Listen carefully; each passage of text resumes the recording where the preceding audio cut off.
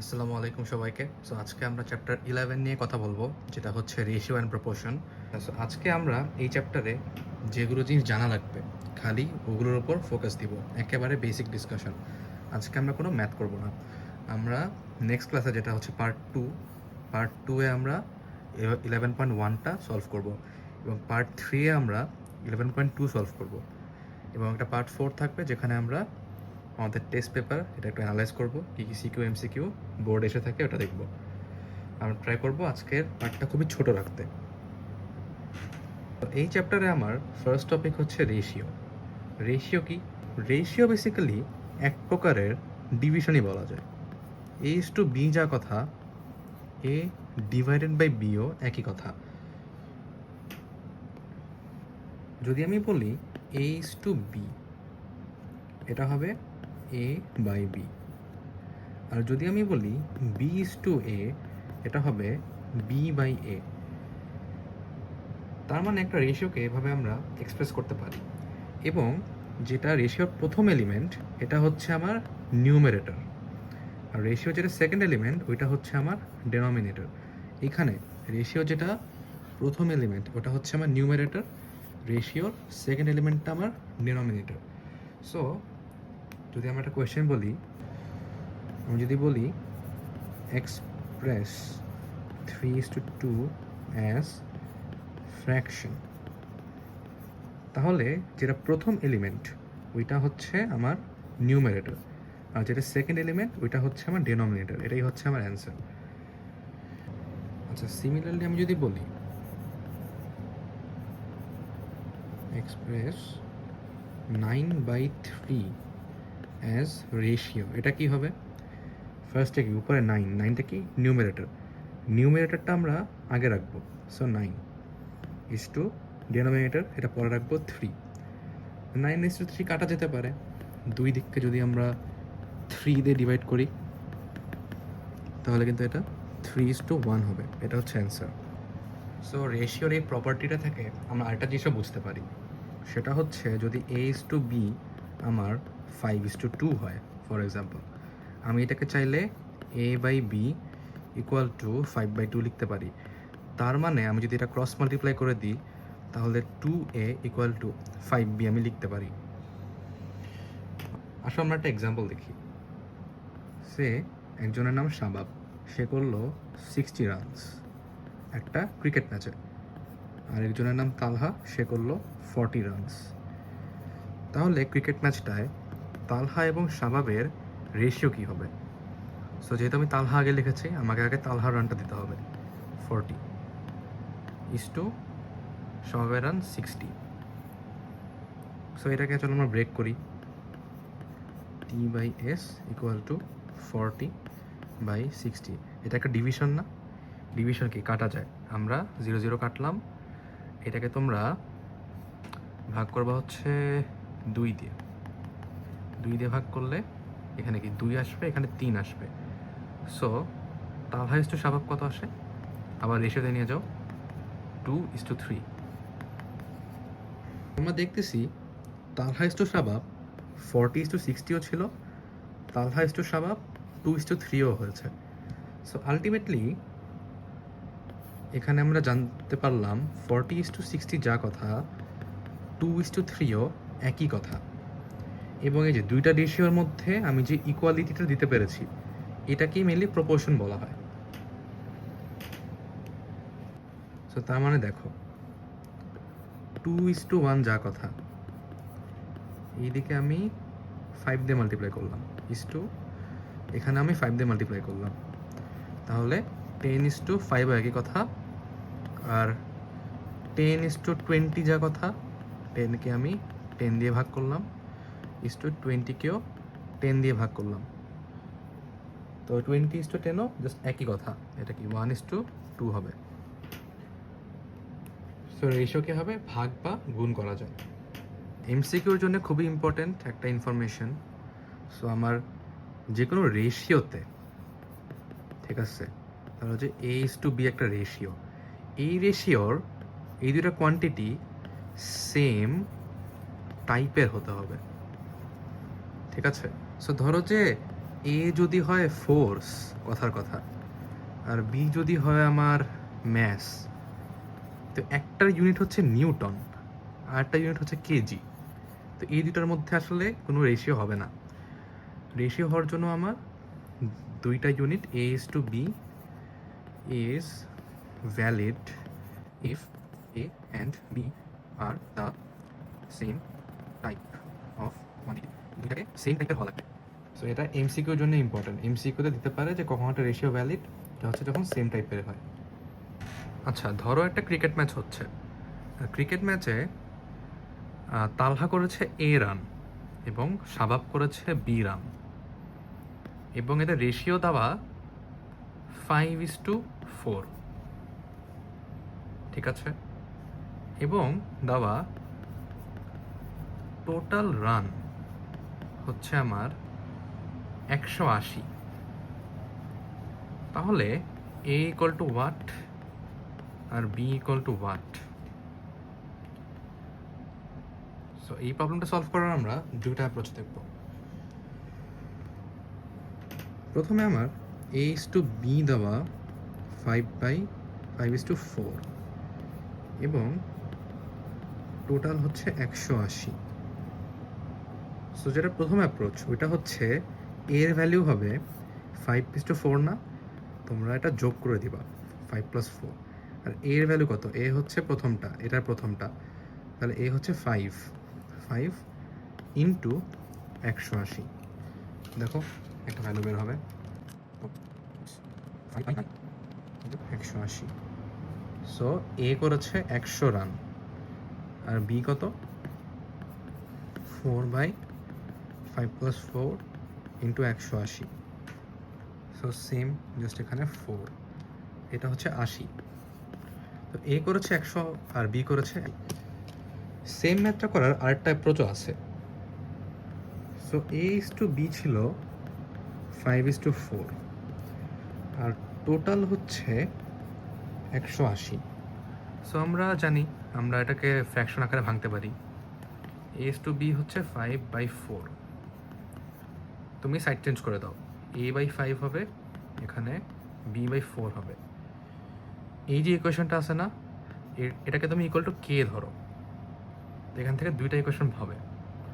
একদিকে হবে a/5 equal to কে, আরেকদিকে হবে b/4 ইকুয়াল টু কে। তাহলে এখানে আমরা পাবো a ইকুয়াল টু 5k, এখানে পাবো b ইকুয়াল টু 4k।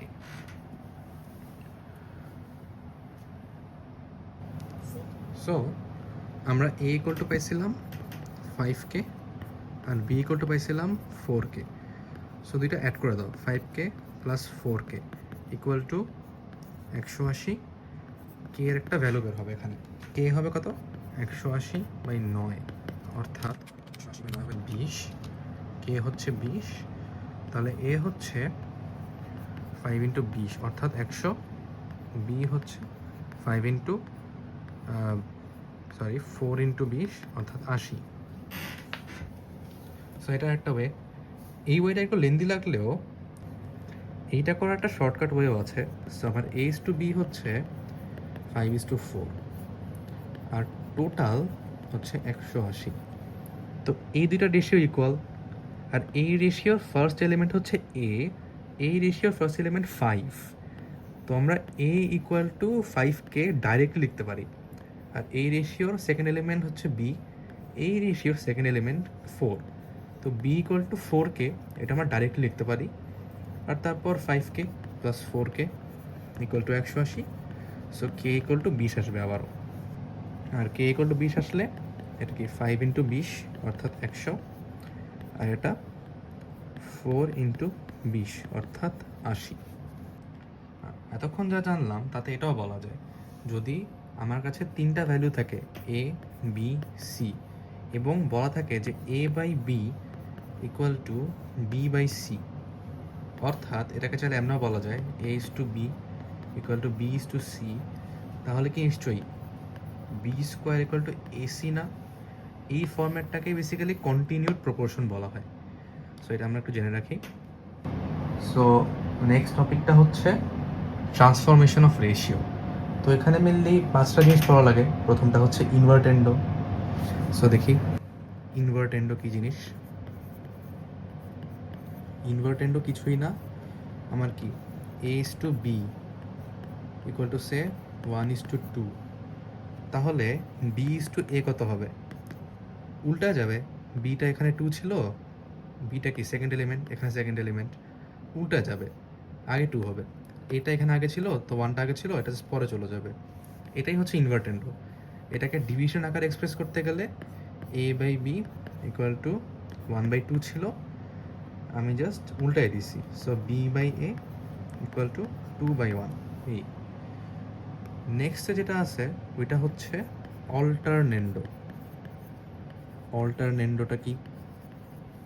ধরো যে a/b দেওয়া 5:6, আমি একটা কাজ করতে পারি, আমি এটাকে a/5 ইকুয়াল টু b/6 লিখতে পারি।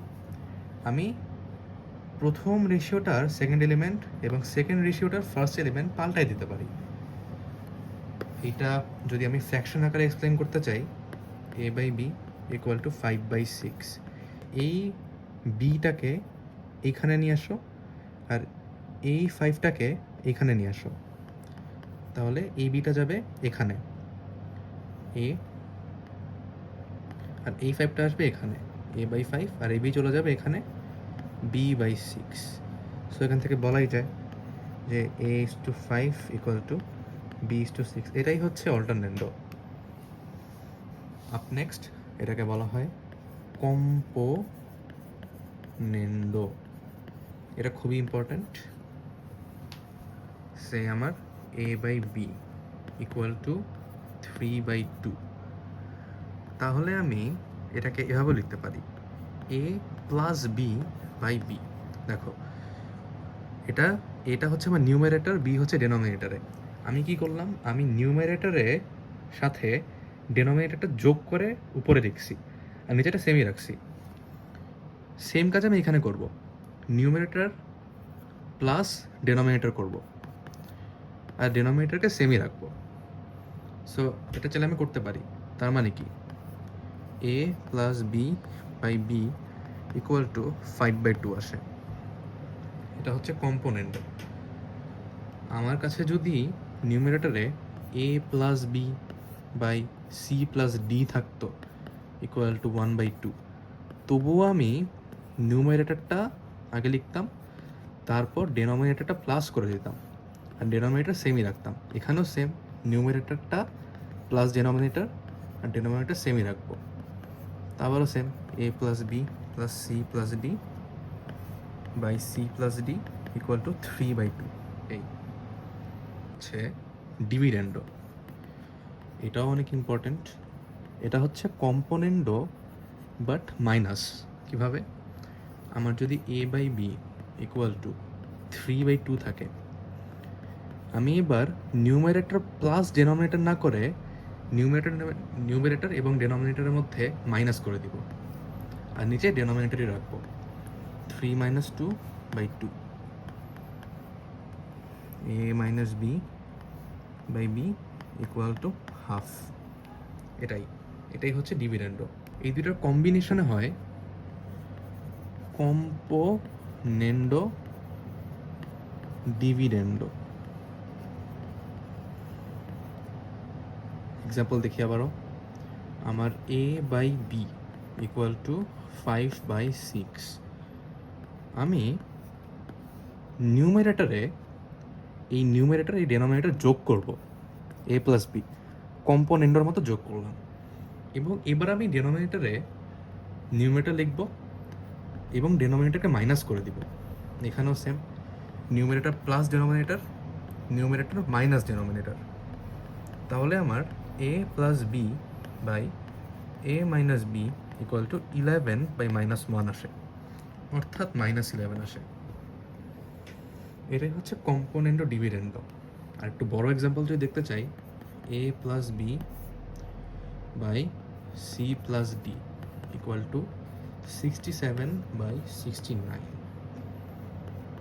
আমি a+b করলাম, এখন নিউমারেটরে আমি দুইটার যোগফল করব, so C plus D, numerator plus denominator, আর নিচে আমি নিউমারেটর লিখব মাইনাস ডেনোমিনেটর, এই যেভাবে, আর উপরে আবারও numerator plus denominator, numerator minus denominator, okay, minus 68। So একটা ফ্যাক্ট, ধরো যে A by B equal to 1/2, তাহলে আমি কম্পোনেন্ডো ডিভিডেন্ডো করলাম, A plus B, numerator plus denominator উপরে, নিউমারেটর মাইনাস ডেনোমিনেটর নিচে, নিউমারেটর প্লাস ডেনোমিনেটর উপরে, নিউমারেটর মাইনাস ডেনোমিনেটর নিচে। তাহলে A plus B by A minus B আসছে আমার -3, নিচে একটা আছে 1। সো আমি যদি অলরেডি তো আমি একবার করছি কম্পোনেন্ডো ডিভিডেন্ডো, আমি যদি আবার কম্পোনেন্ডো ডিভিডেন্ডো করি তাহলে আমার A plus B plus A minus B, মানে numerator plus denominator divided by A plus B minus A plus B, numerator minus denominator করলাম, -3 + 1 -3 -1। এখানে মাইনাস বি কাটা, মাইনাস এ কাটা, 2a বাই 2b 2 কাটা, এদিকে -3 + 1 -2, আর নিচে -3 -1 -4, এই দুটা কাটা, a বাই b হয়ে পরে 2/4, অর্থাৎ 1/2।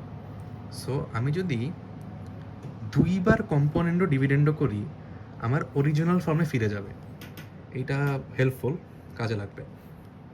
তো কম্পোনেন্ডো ডিভিডেন্ডোর একটা চেহারা আছে, চেহারাটা কি, ধরো যে X plus Y by X minus Y, এটাই হচ্ছে চেহারা, মানে একবার একটা টার্ম প্লাস একটা টার্ম ডিভাইডেড বাই একটা টার্ম মাইনাস একটা টার্ম ইকুয়াল টু 2/4 দেওয়া।